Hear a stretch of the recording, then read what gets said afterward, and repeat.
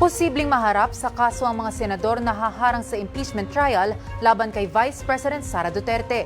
Iginiit ng grupo ng law deans at professors na walang opsyon ng Senado kundi ang mag-convene bilang impeachment court sa sandaling matanggap ang articles of impeachment mula sa Kamara. Narito po ang report.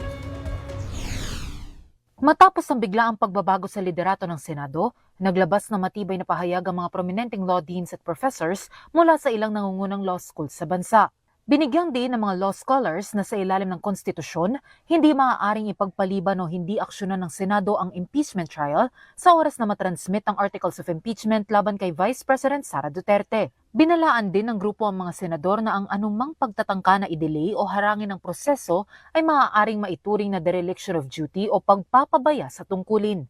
Ayon sa mga legal expert, posible rin itong maituring na paglabag sa Republic Act No. 3019 o ang Anti-Graft and Corrupt Practices Act. Kabilang sa mga lumagda sa pahayag sina retired Supreme Court Justice Adolfo Ascuna, Antonio Lavinia, Ranillo Calyangan Aquino at mga law deans mula sa Adamson, Lyceum at iba pang universidad.